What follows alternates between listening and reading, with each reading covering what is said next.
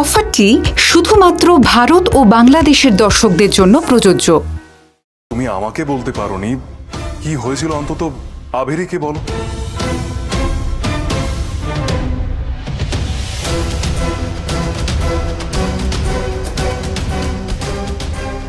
আদি, তুই বৌমাকে তো জোর করছিস কেন বলতো? ওকে একটু সময় দে। যাও বৌমা, তুমি স্নান সেরে একটু ফ্রেশ হয়ে নাও, আগে কিছু মুখে দাও, তারপর যা কথা হওয়ার হবে।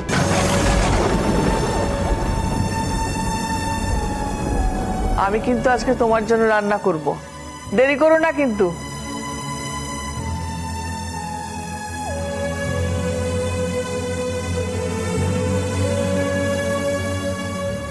মধুজা, আদি, ঠিক আছে মধুজা, আমি আর তোমায় এ বিষয়ে জিজ্ঞেস করব না। আদি চলো, ঘরে চলো। হ্যাঁ, এসো।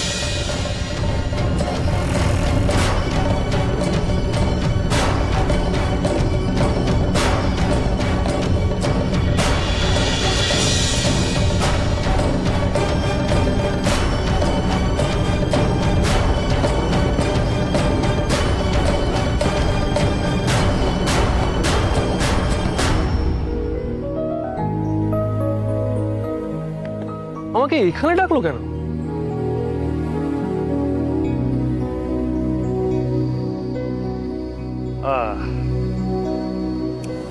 হ্যালো।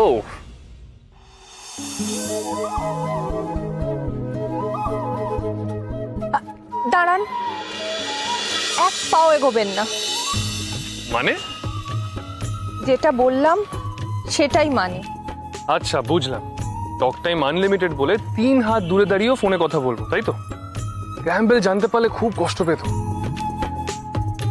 বেশি বকছেন কিন্তু এবার। যেটা বললাম সেটা করুন। যেটা বলছেন সেটাই তো করছি। আর চুপ। আপনি একটা কথা ভেবে দেখেছেন? কোন কথাটা ভেবে দেখবো? এই টেন্ডারটা আমি কেন জিতলাম বলুন তো? আপনি এই কথাটা জিজ্ঞেস করার জন্য আমার সামনে দাঁড়িয়ে আমাকে ফোন করলেন? আপনি বলবেন? মানে আপনার নলেজের জন্য। সেটা কিছুটা। আর আর আপনার বাবা আপনাকে যে আপনার মায়ের পেনটা গিফট করেছিল, আপনার মা আপনার সাথে টেন্ডার রুমে ছিল, সেটাও ওয়ান অফ দ্য রিজনস। সেটাও ঠিক, কিন্তু আরো আছে। আরো কারণ আছে? দিদা ঠাম্মি, সবার আশীর্বাদ। সেটাও হতে পারে, কিন্তু আপনি এখনো পর্যন্ত সাব পয়েন্টগুলো বলছেন, মেন পয়েন্টটা বলতেই পারেননি। বলতে পারিনি? স্ট্রেঞ্জ। বলুন বলুন, পারবেন। ছোটবেলা থেকেই ব্রড কোয়েশ্চেন আমি একদম গুছিয়ে লিখতে পারি না। আপনি বলে দিন প্লিজ। এটা তো ব্রড কোয়েশ্চেন ছিল না, এটা তো এক কথায় উত্তর দাও। তাহলে এই চ্যাপ্টারটা আমার এখনো পড়া হয়নি। সরি, প্লিজ একটু বলে দিন। আমি আপনি মানে আমি মানে আপনি উফ, সব কথা কি বলতে হয়? সব কথা যে শুনতে চাই। আপনি আমার মুখ দেখে বুঝতে পারছেন না? মুখে বলে দিতে হবে? আপনি আমার মুখ দেখে বুঝতে পারছেন না যে আমি আপনার মুখেই শুনতে চাইছি?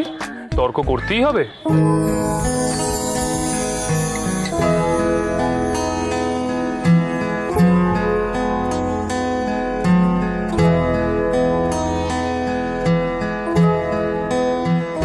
দেখুন, আপনার শেষ প্রশ্নের উত্তরটা সত্যিই আমার কাছে নেই। আর আপনার মন বোঝার ক্ষমতা ভগবান কৃষ্ণেরও নেই। সুতরাং ক্লাইম্যাক্সে এসে সাসপেন্সটা একদম বাড়াবেন না। আমার লম্বা ক্লাইম্যাক্স একদম দেখতে ভালো লাগে না। এবার কার্টেনটা ফেলুন। আর সত্যি কথা বলতে, কথা টেনে লম্বা করে টিআরপি বাড়িয়ে কোনো লাভ নেই। বিশ্বাস করুন, আপনার টিআরপি 0 থাকলেও আমি আপনাকে একদম দেখা বন্ধ করব না। প্লিজ বলুন। চোখ দুটো বন্ধ করুন। করুন। ওকে।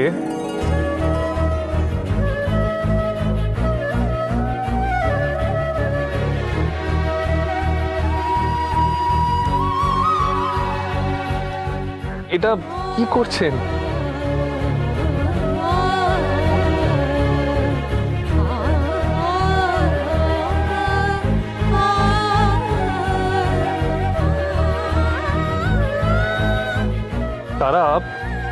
আপনি ঠিক আছেন তো?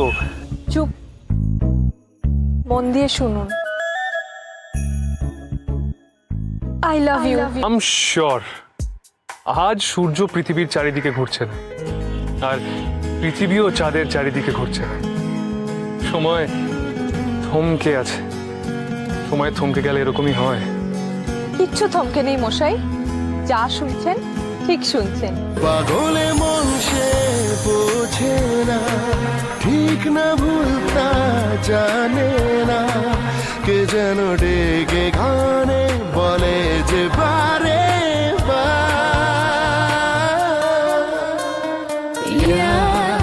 It's only प्यार हुआ है पहली बार, oh yeah, it's only प्यार हुआ है पहली बार, it's only प्यार, it's only पहली बार, it's only এক মিনিট, আপনি সিরিয়াসলি আমায় প্রপোজ করলেন? আপনার কি আমাকে বিশ্বাস হচ্ছে না? না, আপনাকে তো বিশ্বাস করি, কিন্তু আমি নিজের ব্রেনকে আর কানকে বিশ্বাস করতে পারছি না। একটা হালকা করে চিমটি কাটুন তো।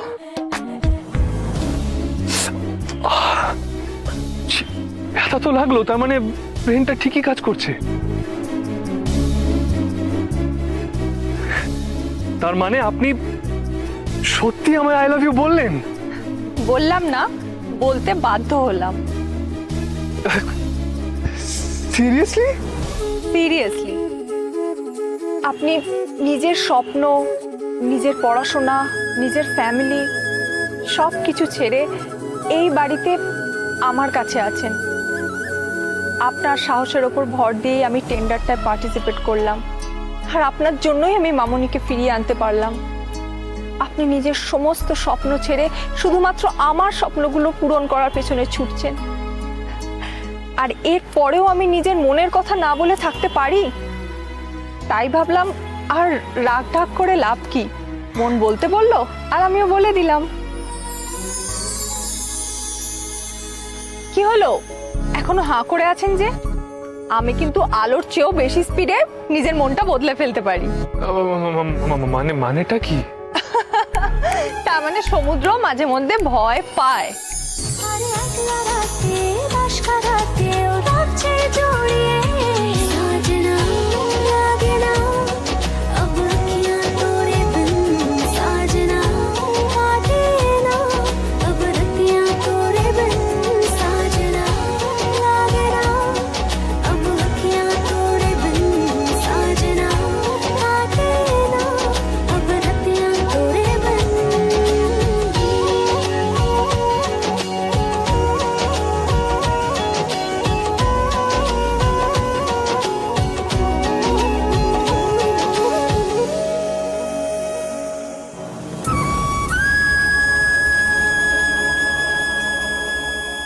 মধুজা, আমি জানি যে তোমার সামনে দাঁড়ানোর মতো কোনো মুখ আমার নেই, কিন্তু কি করব বলো? তোমার কাছে যদি আমি ক্ষমা না চাই, তাহলে যে সারাটা জীবন আমি নিজেকে ক্ষমা করতে পারবো না মধুজা। সত্যি আমি তোমাকে অনেক কষ্ট দিয়েছি, জানি না তুমি আমাকে কোনোদিনও ক্ষমা করতে পারবে কিনা। তবু বলছি, যদি কোনোদিন আমাকে নিজের দিদি বলে মন থেকে মেনে থাকো, তাহলে তুমি এই সব কিছু ভুলে যাও মধুজা, সব কিছু ভুলে যাও। জামাইবাবু আজকে তোমাকে কতবার জিজ্ঞাসা করলেন যে তুমি কেন এই বাড়ি ছেড়ে চলে গিয়েছিলে, কিন্তু তুমি একবারের জন্যও আমার নাম তোমার মুখে পর্যন্ত আনোনি। আমি তোমার মতো বড় মনের মেয়ে কোনোদিন দেখিনি মধুজা। পারলে তোমার এই অপরাধী দিদিটাকে ক্ষমা করে দাও। আমি তোমার পায়ে পড়ছি মধুজা, তুমি আমাকে ক্ষমা করে দাও। আমাকে ক্ষমা করে দাও মধুজা। দিদি আমি তোমার দুটো পায়ে পড়ি দিদি, তুমি এত বড় শান্তি আমাকে দিও না, এত নিষ্ঠুর হও না। আমি তোমাকে কথা দিচ্ছি দিদি, আমি কাল থেকে তার সঙ্গে আর একটু কথা বলবো না। তুমি আমাকে যে শাস্তি দেবে আমি তাই মাথা পেতে নেব, কিন্তু তুমি আমাকে ক্ষমা করে দাও মধুজা, তুমি শুধু আমাকে ক্ষমা করে দাও। আমার ভুল হয়ে গেছে, তুমি আমাকে ক্ষমা করে দাও। এই পরিবারের একটা সম্মান আছে, আর সেই সম্মানের সঙ্গে দিদির নামটা আষ্টে পৃষ্ঠে জড়িয়ে আছে। তুমি দিদির বোন, আমার পায়ে ধরে দয়া করে সেই সম্মানটা নষ্ট করো না দিদি। ওঠো। তুমি পারবে আমাকে ক্ষমা করতে? আচ্ছা দিদি, ধরো আজকে তোমার জায়গায় আমি থাকতাম আর আমার জায়গায় তুমি থাকতে। আমি এত বড় একটা অন্যায় করে এসে তোমার পায়ে ধরে তোমার কাছ থেকে যদি ক্ষমা চাইতাম, তুমি দিতে আমায় ক্ষমা করে? ভালো মা চলে যাবার পর তোমাকে দেখে আমার খুব কষ্ট হয়েছিল। তুমি বাড়িতে একা থাকবে ভেবে আমি আর নিজেকে সামলাতে পারিনি, তাই তোমাকে নিজের দিদি মনে করেই এই বাড়িটায় নিয়ে এসেছিলাম। আদি আমাকে অনেকবার বারণ করেছিল, কিন্তু আমি আদির মতের বিপক্ষে গিয়ে তোমাকে এই বাড়িটায় নিয়ে এসেছিলাম দিদি। আচ্ছা দিদি, তুমি কি তার প্রতিদানই আমাকে ঠিক এইভাবে দিলে?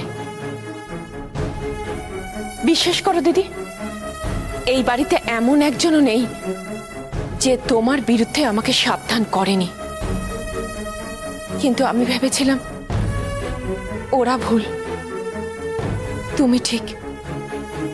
আমি বিশ্বাস করেছিলাম যে তুমি কোনোদিন আমার কোনো ক্ষতি করতে পারো না, কিন্তু তুমি আমার সেই বিশ্বাসকে ভুল প্রমাণ করে দিয়েছো। এই বাড়িতে ঢুকতে না ঢুকতেই তুমি তারাকে প্রথমে আমার কাছ থেকে কেড়ে নিতে চাইলে। ছোটবেলা থেকে যে তারা আমাকে মামনি বলে ডেকে এসেছে, সেই তারাকে তুমি বললে আমাকে মাসিমণি বলে ডাকতে। তুমি প্রতিটা দিন আমাকে নিজের শত্রুর চোখে দেখেছো। তারা যেদিন বোর্ড অফ ডিরেক্টরস এর মিটিং এ যাচ্ছিল, সেদিন যাতে ও আমার আশীর্বাদ নিতে না পারে, তুমি সেই চেষ্টাই করেছিলে।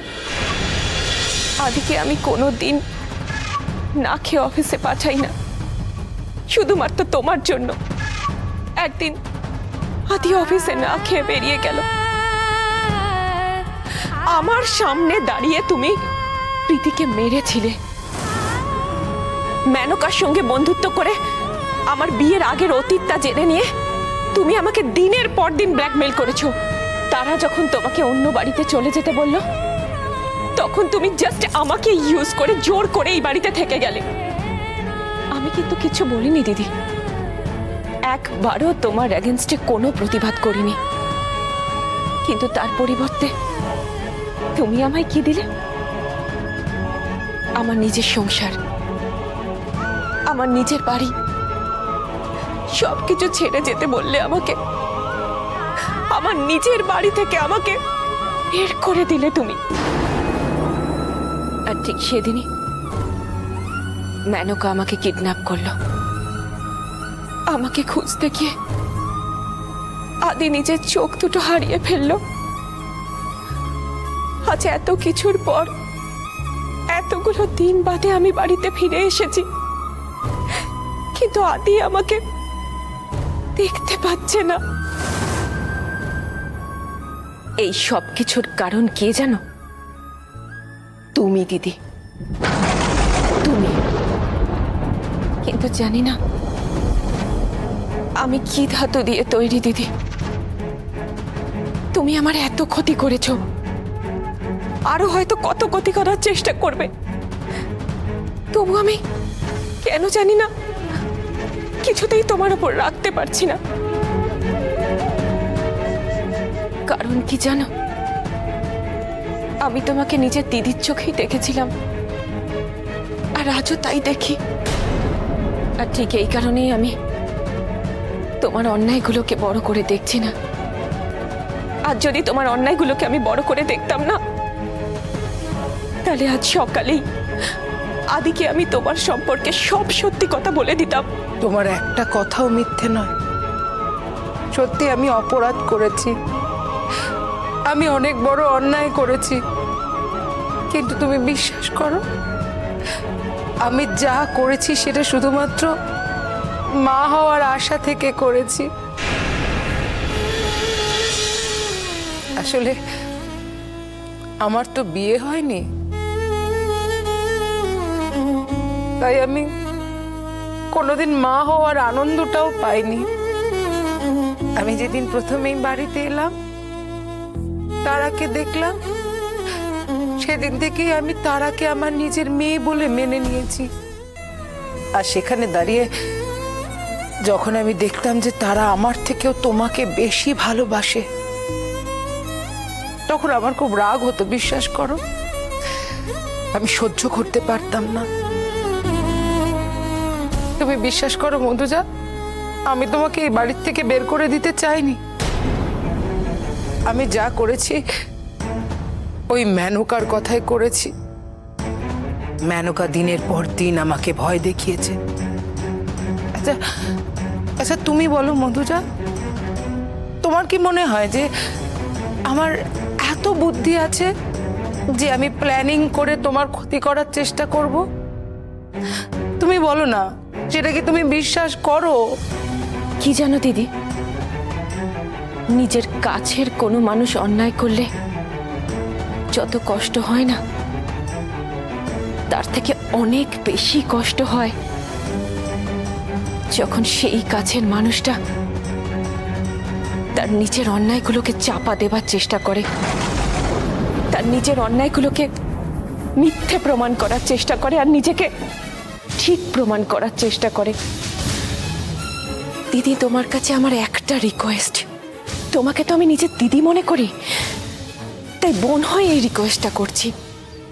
তুমি দয়া করে না নিজের অন্যায়গুলোকে চাপা দেবার চেষ্টা করো না, আর নিজেকে ঠিক প্রমাণ করারও চেষ্টা করো না দিদি, তাহলে আমার আর অনেক অনেক বেশি কষ্ট হবে।